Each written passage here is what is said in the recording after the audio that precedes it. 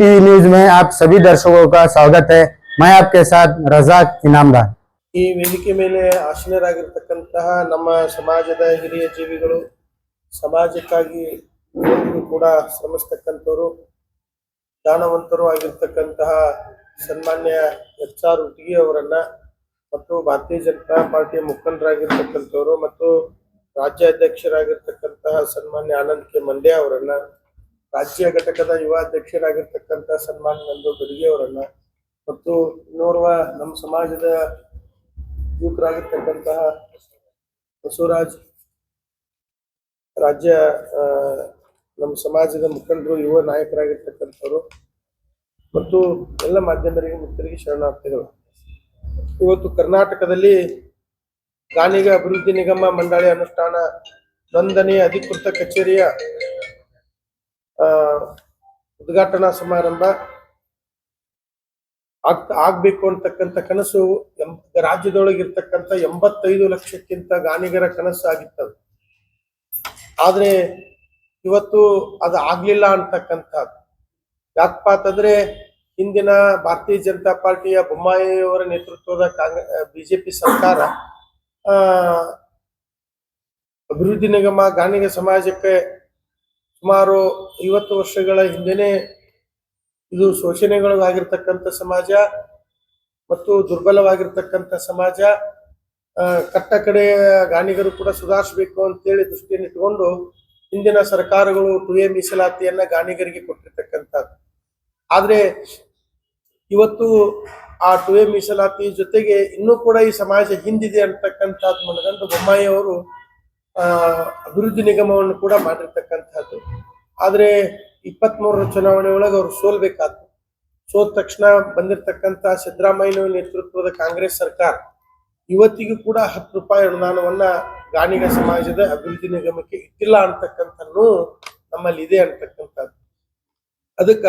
ಅದನ್ನ ಖಂಡಿಸಿ ನಾವು ದಿನಾಂಕ 18/12/2024 ಬುಧವಾರ ಬೆಳಿಗ್ಗೆ 10:30 ಗಂಟೆಗೆ ಸುವರ್ಣಸೌಧವನ್ನ ಮುತ್ತಿಗೆಯನ್ನು ಹಾಕಿ ಅಲ್ಲಿ ದೊಡ್ಡ ಪ್ರಮಾಣವಾಗಿರ್ತಕ್ಕಂಥ ಪ್ರತಿಭಟನೆಯನ್ನು ಕೂಡ ನಾವು ಹಮ್ಮಿಕೊಂಡಿರ್ತಕ್ಕಂಥದ್ದು. ಅಂದ್ರೆ ಇವತ್ತ ಎಣ್ಣೆಯನ್ನು ತೆಗೆದು ಜಗತ್ತಿಗೆ ಬೆಳಕನ್ನು ಕೊಟ್ಟಿರ್ತಕ್ಕಂಥ ಗಾಣಿಗರು ಇವತ್ತಿಗೂ ತಮ್ಮ ಬಡತನ ರೇಖೆಗಿಂತ ಕೆಳವರ್ಗದೊಳಗೆ ಕೂಲಿ ಕಾರ್ಮಿಕರಾಗಿ ಮತ್ತು ಉದ್ಯೋಗ ಇರಲಾರ್ದ ಜೀವನವನ್ನ ಸಾಗಿಸ್ತಕ್ಕಂಥ ಕಾಲದೊಳಗ ಇವತ್ತು ಸಿದ್ದರಾಮಯ್ಯನವರು ಹಿಂದುಳಿದ ನಾಯಕರು, ಹಿಂದುಳಿದ ವರ್ಗದ ನಾಯಕರು ಅಂತೇಳಿ ಪದೇ ಪದೇ ಮೇಜ್ ಕುಟ್ಟಿ ಭಾಷಣ ಮಾಡ್ತಿರ್ತಾರೆ. ಆದ್ರೆ ಇದೇ ಹಿಂದುಳಿದ ವರ್ಗದ 2A ಒಳಗೆ ಹುಟ್ಟಿರ್ತಕ್ಕಂಥ ಸಿದ್ದರಾಮಯ್ಯ ಸಾಹೇಬರಿಗೆ ನಾವು ವಿನಂತಿ ಏನಪ್ಪಾ ಅಂತಂದ್ರೆ, ನೀವು ಗಾಣಿಗ ಸಮಾಜಕ್ಕೆ ಸುಮಾರು ಒಂದು 500 ಕೋಟಿ ರೂಪಾಯಿ ಅನುದಾನವನ್ನು ಇಟ್ಟು ಈ ಗಾಣಿಗ ಸಮಾಜದ ಅಭಿವೃದ್ಧಿ ನಿಗಮಕ್ಕಿಟ್ಟು ಗಾಣಿಗ ಸಮಾಜವನ್ನು ಮೇಲೆತ್ತಲಿಕ್ಕೆ ನಿಮ್ಮ ಕೊಡುಗೆ ಕೊಡ್ರಿ ಅಂತಕ್ಕಂಥದ್ದು. ಮತ್ ನೀವೇನಾದ್ರೂ 2-3 ದಿನದೊಳಗೆ ಕೊಡ್ಲಿಲ್ಲ ಅಂದ್ರ ಸುಮಾರು ರಾಜ್ಯದೊಳಗೆ ಇರ್ತಕ್ಕಂಥ 85 ಲಕ್ಷಕ್ಕಿಂತ ಹೆಚ್ಚು ಗಾಣಿಗರು ನಾವು ಸುವರ್ಣಸೌಧವನ್ನು ಮುತ್ತಿಗೆಯನ್ನು ಹಾಕಿ ನಿಮಗೆ ಯಾವುದೇ ಕಾರ್ಯಕಲಾಪಗಳು ಆಗ್ಲಾರ್ದಂಗ ನಾವು ತಡೆ ಹಿಡಿಬೇಕಾಗ್ತೈತಿ. ಅದಕ್ಕೆ ನೀವು ಏನಾದ್ರೂ ಅನಾಹುತಗಳು ಬೆಳಗಾವಿ ಒಳಗೆ 18ನೇ ತಾರೀಕು ಆದು ಅಂದ್ರ ಅದಕ್ಕೆ ಕಾರಣರು ಸಿದ್ದರಾಮಯ್ಯನವರು ಮತ್ತು ಕಾಂಗ್ರೆಸ್ ಸರ್ಕಾರ ಅಂತಕ್ಕಂಥದ್ದನ್ನ ಈ ಸಂದರ್ಭದೊಳಗೆ ಹೇಳ್ತಾ, ಮತ್ತು ಬೆಳಗಾವಿ ಚಲೋ ಗಾಣಿಗರ ನಡೆ ಸುವರ್ಣ ಕಡೆ ಅಂತಕ್ಕಂಥದ್ದು ಒಂದು ದೊಡ್ಡ ಕಾರ್ಯಕ್ರಮವನ್ನ ಅವತ್ತು ನಾವು ದೊಡ್ಡ ಪ್ರತಿಭಟನೆಯನ್ನ, ದೊಡ್ಡ ಪ್ರಮಾಣದ ಸುವರ್ಣಸೌಧ ಮುತ್ತಿಗೆ ಕಾರ್ಯಕ್ರಮವನ್ನು ನಾವು ಹಮ್ಮಿಕೊಂಡಿರ್ತಕ್ಕಂಥದ್ದು. ಅದಕ್ಕೆ ಇನ್ನೂ ಹೆಚ್ಚಿನ ಸಂಖ್ಯೆ ಪ್ರತಿ ಜಿಲ್ಲೆ, ರಾಜ್ಯದ ಪ್ರತಿ ಮೂಲೆಗಳಿಂದಲೂ ಗಾಣಿಗ ಸಮಾಜದವರು ಎಲ್ಲರೂ ಕೂಡ ಅವತ್ತು ಆಗಮಿಸ್ತಾ ಇದ್ದಾರೆ. ಮತ್ತು ಈ ಕಾರ್ಯಕ್ರಮವನ್ನು ಉದ್ದೇಶಿಸಿ ನಮ್ಮ ಸಮಾಜದ ಹಿರಿಯರಾಗಿರ್ತಕ್ಕಂಥ ಎಚ್.ಆರ್. ಉಟಗಿ ಅವರು ಕೂಡ ಒಂದೆರಡು ಮಾತುಗಳನ್ನ ಹಿಂದಿನ ಮುಖ್ಯಮಂತ್ರಿಗಳಾದ ದಿವಂಗತ ದೇವರಾಜ ಅರಸು ಅವರ ಮಂತ್ರಿಮಂಡಲದಲ್ಲಿದ್ದಂತ LG ಹಾವನೂರ್ ಅವರು ಮೊಟ್ಟ ಮೊದಲನೇ ಹಿಂದುಳಿದ ಆಯೋಗದ ಅಧ್ಯಕ್ಷರು. ಅವರು ಗಾಣಿಗ ಸಮಾಜವನ್ನ ಹಿಂದುಳಿದ ಸಮಾಜ, ಇದು ಅತ್ಯಂತ ಹಿಂದುಳಿದ ಸಮಾಜ, ಇದನ್ನ 2A ಸೇರಿಸಬೇಕು. ಆಗಿನ ಕಾಲದಲ್ಲಿ 2A ಅಂತ ಇರಲಿಲ್ಲ, BCM ಬ್ಯಾಕ್ವರ್ಡ್ ಕಮ್ಯುನಿಟಿ ಅಂತಿತ್ತು. ಬ್ಯಾಕ್ವರ್ಡ್ ಕಮ್ಯುನಿಟಿ ಒಳಗೆ ಅನೇಕ ಜಾತಿಗಳನ್ನು ಸೇರಿಸಿದ್ರು, ಅದರೊಳಗೆ ಗಾಣಿಗ ಸಮಾಜವನ್ನು ಸೇರಿಸಿದ್ರು. ಮೊದಲನೇ ಆಯೋಗದಲ್ಲೇ ಗಾಣಿಗ ಸಮಾಜ ಹಿಂದುಳಿದ ಸಮಾಜ ಅಂತ ಗುರುತಿಸಲಾಗಿದೆ. ತದನಂತರ ಬಂದ ಅನೇಕ ಹಿಂದುಳಿದ ಆಯೋಗಗಳು ಕೂಡ ಗಾಣಿಗ ಸಮಾಜವು ನಿಜವಾಗಲೂ ಹಿಂದುಳಿದ ಸಮಾಜದ ಅಂತ ತಿಳ್ಕೊಂಡು ಅದನ್ನು ಮುಂದುವರ್ಸ್ಕೊಂಡು ಬಂದಿದ್ದಾವೆ. 2023ನೇ ಇಸ್ವಿಯಲ್ಲಿ ಬೊಮ್ಮಾಯಿಯವರು ಗಾಣಿಗ ಸಮಾಜವನ್ನ ಗಾಣಿಗ ಸಮಾಜಕ್ಕಾಗಿ ಗಾಣಿಗ ಸಮಾಜದ ಅಭಿವೃದ್ಧಿಗಾಗಿ ಗಾಣಿಗ ಸಮಾಜದ ಅಭಿವೃದ್ಧಿ ನಿಗಮವನ್ನ ಘೋಷಣೆ ಮಾಡಿದರು. ತದನಂತರ ಅವರು ಬಂದಂತ ಚುನಾವಣೆಯಲ್ಲಿ ಭಾರತೀಯ ಜನತಾ ಪಕ್ಷ ಸೋತು ಈಗ ಬಂದಂತ ಕಾಂಗ್ರೆಸ್ ಸರ್ಕಾರದ ಮುಖ್ಯಮಂತ್ರಿಗಳಾದ ಸಿದ್ದರಾಮಯ್ಯನವರು ಜೀವಾದ ಹಿಂದುಳಿದ ವರ್ಗದ ಬಗ್ಗೆ ಕಳಕಳಿ ಇದ್ರೆ ಗಾಣಿಗ ಸಮಾಜದ ಅಭಿವೃದ್ಧಿ ನಿಗಮಕ್ಕೆ ಸುಮಾರು 500 ಕೋಟಿ ರೂಪಾಯಿಗಳನ್ನ ಕೊಡಬೇಕು. ಯಾಕಂದ್ರೆ ಗಾಣಿಗ ಸಮಾಜ ಈ ರಾಜ್ಯದಲ್ಲಿ ಸುಮಾರು 80 ರಿಂದ 85 ಲಕ್ಷ ಜನ ಇದ್ದಾರೆ. ಅವರಿಗೆ ಅನುಕೂಲ ಆಗಬೇಕು. ಅದರಲ್ಲಿ ಸಾಕಷ್ಟು ಜನ ಕಡು ಬಡವರಿದ್ದಾರೆ, ಕೂಲಿ ಕಾರ್ಮಿಕರಿದ್ದಾರೆ, ಗಾಣ ಹೊಡೆದು ಎಣ್ಣೆ ತೆಗೆಯುವವರಿದಾರ. ಅದರ ಸಲುವಾಗಿ ನಮ್ಮ ಸ್ವಾಮೀಜಿಯವರ ನೇತೃತ್ವದಲ್ಲಿ ನಮ್ಮ ಸಮಾಜದ ಅನೇಕ ಜನರು 18ನೇ ತಾರೀಕದಂದು ಬೆಳಗಾವಿ ವಿಧಾನಸೌಧದಲ್ಲಿ ಸುವರ್ಣಸೌಧಕ್ಕೆ ಹೋಗಿ ಬೇಡಿಕೆಯನ್ನು ಮಂಡಿಸಲಿದ್ದಾರೆ. ಅದಕ್ಕೆ ಗಾಣಿಗ ಸಮಾಜದ ಎಲ್ಲ ಜನ, ಎಲ್ಲ ಗುರು ಹಿರಿಯರು ಎಲ್ಲರೂ ಬೆಂಬಲಿಸಿ ಅವತ್ತಿನ ದಿವಸ ಬೆಳಗಾವಕ್ಕೆ ಬಂದು ಈ ಕಾರ್ಯಕ್ರಮವನ್ನು ಯಶಸ್ವಿಗೊಳಿಸಬೇಕು. ಸಿದ್ದರಾಮಯ್ಯರವರ ಮುಖಾಂತರ ನಮ್ಗ ಈಗ ಕೊಡಬೇಕಾದ ಎಲ್ಲ ಅನುದಾನವನ್ನ ಬಿಡುಗಡೆ ಮಾಡಿಸುವ ಸಲುವಾಗಿ ನಾವೆಲ್ಲರೂ ಪ್ರಯತ್ನಿಸಬೇಕಂತ ಹೇಳಿ ಎಲ್ಲ ಸಮಾಜ ಬಾಂಧವರನ್ನ ಕೇಳ್ಕೊತಾ ಇದ್ದೀನಿ. ಈ ಮಾಧ್ಯಮಗಳ ಮುಖಾಂತರ ನಾನು ಹೇಳುವುದೇನೆಂದ್ರೆ, ಗಾಣಿಗ ಸಮಾಜ ಅತ್ಯಂತ ಹಿಂದುಳಿದ ಸಮಾಜ, ರಾಜಕೀಯವಾಗಿ, ಸಾಮಾಜಿಕವಾಗಿ, ಆರ್ಥಿಕವಾಗಿ ಹಿಂದುಳಿದ ಸಮಾಜ. ಎಲ್ಲೋ ಒಬ್ಬಿಬ್ಬರು ಸಮಾಜದವರು ಎಲ್ಲೋ MLA MP ಇದ್ರೂ ಸಹಿತ ಬರಳ ಎಣಿಕೆಯಷ್ಟು ಅದಾರ. ಆ ಬರಳ ಎಣಿಕೆಯಷ್ಟು ಇದ್ದಂತ ಜನರಿಂದ ಕೂಡ ನಮಗೆ ಸಾಕಷ್ಟು ಸಹಕಾರ ಸಿಗಬೇಕು. ಅವರು ಈ ನಿಟ್ಟಿನಲ್ಲಿ ನಮಗೆ ಸಹಕಾರ ಮಾಡ್ಬೇಕಂತ ಕೇಳ್ಕೊಂಡು ಹಾಗಾಗಿ ನಮ್ಮ ಸಮಾಜದ ಜಗದ್ಗುರುಗಳಾದ ಕಲ್ಲಿನಾಥರ ಪಾದಕ್ಕೆ ನಮಸ್ಕರಿಸುತ್ತಾ, ಆಗ ನಮ್ಮ ಹಿರಿಯರಾದಂತಹ ಹಿರಿಯ ಮುತ್ಯಾಜಿ ಇವರಿಗೂ ಪಾದಕ್ಕೆ ನಮಸ್ಕರಿಸುತ್ತಾ, ಆಗ ನಂದುಗಡ್ಗೆ ಅವ್ರಿಗೂ ನಮಸ್ಕರಿಸುತ್ತಾ, ಬಸವರಾಜ ಮಡ್ಡಿ ಅವ್ರಿಗೂ ನಮಸ್ಕರಿಸುತ್ತಾ, ಹಾಗೂ ಸುದ್ದಿಯನ್ನು ಅದ್ಭುತವಾಗಿ ಪ್ರಚಾರ ಮಾಡುವಂತಹ ಮಾಧ್ಯಮ ಮಿತ್ರರಿಗೂ ನಮಸ್ಕರಿಸುತ್ತಾ ನನ್ನ ಮಾತನ್ನು ಪ್ರಾರಂಭ ಮಾಡ್ತಿದ್ದೇನೆ. ಕರ್ನಾಟಕದಲ್ಲಿರುವ ಗಾಣಿಗ ಬಂಧುಗಳೇ, ವಿಜಯಪುರ ಜಿಲ್ಲೆಯಿಂದ ಮಾಧ್ಯಮ ಪ್ರಕಟಣೆಯನ್ನು ವಿಜಯಪುರ ಜಿಲ್ಲೆಯ ಗಾಣಿಗ ಸಮಾಜಕ್ಕೂ ಹಾಗೂ ಕರ್ನಾಟಕದಲ್ಲಿರುವ ಗಾಣಿಗ ಸಮಾಜಕ್ಕೂ ಒಂದು ಸಂದೇಶವನ್ನು ಕೊಡ್ತಿದ್ದೇವೆ. ಗಾಣಿಗರ ನಡೆ ಸುವರ್ಣಸೌಧದ ಕಡೆ ಎಂಬುವ ಹೋರಾಟವನ್ನು ನಾವೆಲ್ಲರೂ ಮಾಡೋಣ. ಬಂಧುಗಳೇ, ದಯಮಾಡಿ ಕೈ ಮುಗಿದುಕೊಂಡು ಕೇಳ್ಕೊಳ್ತಿದ್ದೇವೆ.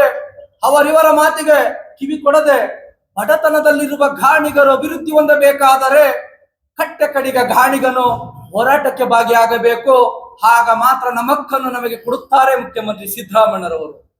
ಹಾಗೂ ಮಾಧ್ಯಮದ ಮುಖಾಂತರ ಹಿಂದುಳಿದ ವರ್ಗದ ಗಾಣಿಗ ಸಮಾಜದ ನಾಯಕರಿಗೂ ಕೇಳ್ಕೊಳ್ತಿದ್ದೇವೆ, ದಯಮಾಡೋ ಹೋರಾಟಕ್ಕೆ ನೀವು ಭಾಗಿಯಾಗಬೇಕು. ಹಾಗೂ ಹಿಂದುಳಿದ ವರ್ಗದ ಧೀಮಂತ ನಾಯಕ ಅಂತ ಹೇಳುತ್ತಿರುವಂತಹ ಮುಖ್ಯಮಂತ್ರಿ ಸಿದ್ದರಾಮಯ್ಯರವರೇ, ನೀವು ಹಿಂದುಳಿದ ವರ್ಗದ ನಾಯಕರಂತಿದ್ದೀರಿ.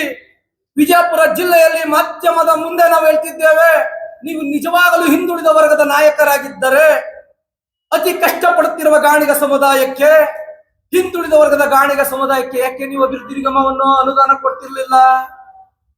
ನಿಮ್ಮ ಕೊಡುಗೆ ಏನು? 2015ರಲ್ಲಿ ನೀವು ಮುಖ್ಯಮಂತ್ರಿ ಆದಾಗ ಗಾಣಿಗ ಸಮಾಜಕ್ಕೆ ನಿಮ್ಮ ಕೊಡುಗೆ ಶೂನ್ಯ. ಈಗ 2024ರಲ್ಲಿ ನೀವು 23ರಲ್ಲಿ ನೀವು ಮುಖ್ಯಮಂತ್ರಿ ಆದ್ರಿ, ಈಗಲೂ ಗಾಣಿಗ ಸಮಾಜಕ್ಕೆ ಶೂನ್ಯ. ಯಾಕೆ ಸ್ವಾಮಿ ನಿಮ್ಮ ಪಕ್ಷವನ್ನು ನಾವು ಬೆಂಬಲಿಸಬೇಕು? ಯಾಕೆ ಸ್ವಾಮಿ ನಿಮ್ಮನ್ನು ಹಿಂದುಳಿದ ವರ್ಗ ನಾಯಕ ಅಂತ ನಮ್ಮ ಗಾಣಿಗ ಸಮಾಜ ಒಪ್ಕೋಬೇಕು? ಬೇರೆ ಸಮಾಜಗಳು ಹಿಂದುಳಿದ ವರ್ಗದ ನಾಯಕರಂತ ನಿಮ್ಮ ಒಪ್ಕೋಬಹುದು, ಆದ್ರೆ ಗಾಣಿಗ ಸಮಾಜ ಎಂದಿಗೂ ನಿಮ್ಮನ್ನು ಹಿಂದುಳಿದ ವರ್ಗದ ನಾಯಕರಂತ ಒಪ್ಪಳಿಕೆ ಸಿದ್ಧ ಇಲ್ಲ. ಮುಖ್ಯಮಂತ್ರಿ ಸಿದ್ದರಾಮಯ್ಯರವರೇ, ಆ ರೀತಿ ಒಪ್ಪಿಕೊಳ್ಳಬೇಕಾದರೆ ನೀವು ಈ ಕೂಡಲೇ ಗಾಣಿಗ ಅಭಿವೃದ್ಧಿ ನಿಗಮಕ್ಕೆ ಅನುದಾನ ಕೊಟ್ಟು ಗಾಣಿಗ ಸಮಾಜದವರು ನಮ್ಮವರೇ, ಹಿಂದುಳಿದ ಜನಾಂಗದವರೇ ಅಂತ ನೀವು ಸಂದೇಶ ಮೂಡಿಸಬೇಕಲ್ಲ. ಆದ್ದರಿಂದ ಗಾಣಿಗ ಬಂಧುಗಳೇ, ಎದ್ದೇಳಿ. 18ನೇ ತಾರೀಕು ಗಾಣಿಗರ ನಡೆ ಸುವರ್ಣಸೌಧದ ಕಡೆ ಎಂಬ ಹೋರಾಟಕ್ಕೆ ಸಿದ್ಧರಾಗಿ. ನೋಡಬಹುದು, ಎಲ್ಲ ಸಮುದಾಯಗಳು ತಮ್ಮ ಹುಳಿವಿನ ಪ್ರಶ್ನೆಗೆ ಅದ್ಭುತವಾಗಿ ಹೋರಾಟಗಳು ಮಾಡುತ್ತಿದ್ದಾವೆ. ಗಾಣಿಗರು ನಾವು ಹೋರಾಟಗಾರರಂತ ತಿಳಿಸೋಣ ಬನ್ನಿ. ಆದ್ದರಿಂದ ಮುಖ್ಯಮಂತ್ರಿ ಸಿದ್ದರಾಮಯ್ಯರವರೇ, ಅಭಿವೃದ್ಧಿ ನಿಗಮ ನೀವು ಕೊಡುವ ತನಕ ವಿಜಯಪುರ ಜಿಲ್ಲೆಯಲ್ಲೇ ನಿಮಗೆ ನಾನು ಧಿಕ್ಕಾರವನ್ನು ತಿಳಿಸಲು ಇಷ್ಟಪಡ್ತಿದ್ದೇನೆ. ನಿಮ್ಗೆ ಏನಾರ ಜೈಕಾರ ಬೇಕಂದ್ರೆ ಗಾಣಿಗ ಅಭಿವೃದ್ಧಿ ನಿಗಮಕ್ಕೆ ಅನುದಾನ ಕೊಡಬೇಕು ಮುಖ್ಯಮಂತ್ರಿ ಸಿದ್ದರಾಮಯ್ಯರವರೇ. ಬಂಧುಗಳೇ, ಆಗ ನಮ್ಮ ದೊಡ್ಡವರು ಹೇಳಿದ್ರು, ಹಿರಿಕರು ಹೇಳಿದ್ರು, ನಮ್ಮ ಸ್ವಾಮಿಗಳು ಹೇಳಿದ್ರು, ಹೋರಾಟ ಯಾವ ರೀತಿ ಇರಬೇಕೆಂದರೆ ನಮ್ಮ ಹೋರಾಟ ನ್ಯಾಯಬದ್ಧದ ಹೋರಾಟ, ಧರ್ಮದ ಬದ್ಧದ ಹೋರಾಟ, ಸತ್ಯದ ಹೋರಾಟ, ಗಾಣಿಗ ಸಮಾಜ ಅಭಿವೃದ್ಧಿ ಹೊಂದುವ ಹೋರಾಟ. ನಮ್ಮ ರಾಜಕಾರಣಿಗಳು ಯಾರಿದ್ದೀರಿ, ದಯಮಾಡಿ ಸದನದಲ್ಲಿ ಧ್ವನಿ ಎತ್ತಿ. ಕಾರ್ಯಕ್ರಮಗಳಲ್ಲಿ ನಾನು ಗಾಣಿಗನೆಂದು ಹೇಳುವುದಷ್ಟಲ್ಲ, ಸದನದಲ್ಲಿ ನಾನು ಗಾಣಿಗನೇ. ಗಾಣಿಗ ಸಮಾಜಕ್ಕೆ ಅನ್ಯಾಯವಾಗಿದೆ, ಗಾಣಿಗ ಸಮಾಜಕ್ಕೆ ಅಭಿವೃದ್ಧಿ ನಿಗಮ ಕೊಡಿ, ಅನುದಾನವನ್ನು ಕೊಡಿ ಎಂದು ಟೇಬಲ್ ತೊಟ್ಟು ಮಾತಾಡಬೇಕು. ಯಾರು ಮಾತಾಡ್ತಾ ಇಲ್ಲ. ಅದಕ್ಕಾಗಿ ಕಟ್ಟೆ ಕಡೆಯ ಗಾಣಿಗರೇ, ಶಾಸಕರಿಗೂ ಒಂದು ಮತ, ಮುಖ್ಯಮಂತ್ರಿಗಳಿಗೂ ಒಂದು ಮತ, ಪ್ರಜೆಗಳಿಗೂ ಒಂದು ಮತ. ಅದೇ ರೀತಿ ಪ್ರಜೆಗಳು ಗುಡಿಗೆ ನಿಂತರೆ, ಗಾಣಿಗ ಸಮಾಜದ ಹೋರಾಟಗಾರರು ಸಿಡಿದು ನಿಂತರೆ ಸರ್ಕಾರ ಮಂಡಿ ಊರಿ ಕೊಡಲೇಬೇಕು ಗಾಣಿಗ ಅಭಿವೃದ್ಧಿ ನಿಗಮಕ್ಕೆ ಅನುದಾನ. ಆ ರೀತಿ ಗುಡುಗಬೇಕು. ಗಾಣಿಗರ ಹೋರಾಟ ಗುಡುಗಬೇಕು, ನಡುಗಬೇಕು. ಸಿದ್ದರಾಮಯ್ಯರ ಸರ್ಕಾರ ನಡುಗಬೇಕು.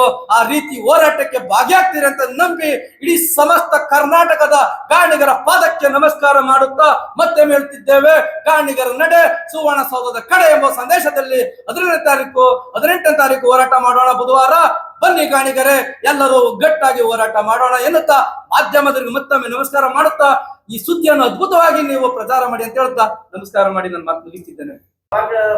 ಇದ್ರೊಳಗೆ ಜಾಸ್ತಿ ಇದ್ದವರು ಈಗ ಕಮ್ಮಿ ಆದ್ರೆ ಗಾಂಧಿ ಈಗ ಏನಂತ ಅವಾಗ ಬಿಜೆಪಿ ಗವರ್ಮೆಂಟ್ ಇದ್ದಾಗ ಫುಲ್ ಪವರ್ಫುಲ್ ನಾವು ಲೋಕಸಭಾ ಸೀಟ್ಸ್ ನಾವು ಬಂದಿದ್ದೇವೆ, ನಾವೆಲ್ಲ ಫುಲ್ ಪವರ್ಫುಲ್ ಆಗಿದ್ದೀವಿ, ಇನ್ಫ್ಲುಯೆನ್ಸ್ ಮಾಡ್ತೀವಿ. ನಮಗೆ ಅವ್ರಿಗೆ ಮಿನಿಸ್ಟರ್ ಸ್ಥಾನ ಬೇಕೇ ಬೇಕು, ಬಿಸಿಗತ್ತಿಗಳವರಿಗೆ ಯೂನಿಯನ್ ಮಿನಿಸ್ಟರ್ ಸ್ಥಾನ ಬೇಕಂತ ಅವಾಗ ಡಿಮಾಂಡ್ ಮಾಡ್ತಾರೆ. ಈಗ ಒಮ್ಮಳಿಗೆ ಹಿಂದುತ್ವಕ್ಕೆ ಆಗ್ಬಿಟ್ರೆ ನೀವು.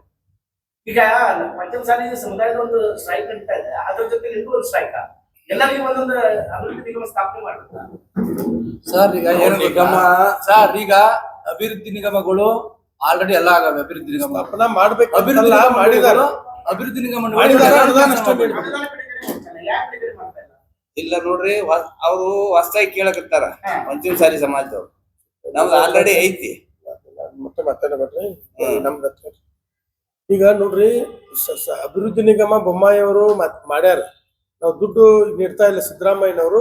ದುಡ್ಡು ಇಡ್ಲಾರ್ಕ ಅಭಿವೃದ್ಧಿ ನಿಗಮ ನಾವು ಬೊಮ್ಮಾಯಿ ಅವರಿಗೆ ಮಾಡಂತ ಹೇಳಿಲ್ಲ ಸರ್. ಬೊಮ್ಮಾಯಿ ಅವರು ಈ ರಾಜ್ಯದೊಳಗ ಸಂದರ್ಶನವನ್ನು ಮಾಡಿ ಇನ್ನೂ ಈ ಸಮಾಜ ಹಿಂದೆ ಉಳಿದೈತಿ ಅನ್ನೋ ದೃಷ್ಟಿಯಿಂದನ ಅದು ಅಭಿವೃದ್ಧಿ ನಿಗಮ ಮಾಡಿದಾರ.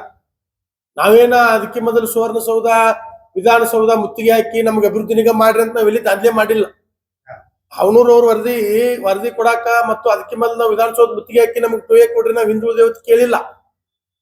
ಕರೆ ಸಂದರ್ಶನ ಮಾಡಿ ಅವನೂರವ್ರ ಸಂದರ್ಶನ ಕೊಡುವುದ್ರಿಂದನೇ ನಮಗ ಟೋಯೆ ಮೀಸಲಾತಿ ಕೊಟ್ಟಾರ. ಈಗಾದ್ರೂ ನಮ್ದೇನು ಬೊಮ್ಮಾಯಿ ಅವ್ರು ಮಾಡಿರ್ತಕ್ಕಂಥ ಅಭಿವೃದ್ಧಿ ನಿಗಮಕ್ಕ ದುಡ್ಡು ಇಡ್ರಿ ಅಂತ ಹೇಳಿ ಅವ್ರಿಗೆ ಹೇಳಿದ್ರು ಇಲ್ಲ. ಅದನ್ನ ಪ್ರತಿಭಟನೆ. ಈಗ ತಾಯಿ ಕೆಲಸ ಮಾಡ್ತಿರ್ತಾವ, ಅವಾಗ ಮಗು ಅಳ್ತಿರ್ತೈತಿ, ಮಗು ಹತ್ತಾಗಕ್ಕೆ ಹೋಗಿ ಹಾಲು ಕುಡಿಸ್ತಾಳ. ಹಂಗ ಅವ್ರು ಕಣ್ಣು ಮುಚ್ಚಿ ಕೂತಾರ, ಕಣ್ಣು ತೆಗಿಸ್ಬೇಕಂತ ನಮ್ ಪ್ರತಿಭಟನೆ ಮಾಡಿ ನಾವು ಸುವರ್ಣಸೌಧಕ್ಕೆ ಇದು ಮಾಡಕ್. ಎಷ್ಟು ವರ್ಷದಿಂದ ಸ್ಯಾಂಕ್ಷನ್ ಆಗಿದೆ ಅಭಿವೃದ್ಧಿ ನಿಗಮ? ಬೊಮ್ಮಾಯಿ ಅವ್ರ ಮುಖ್ಯಮಂತ್ರಿಗಳಿದ್ದಾಗ ಅವಾಗ ಆಗಿದೆ.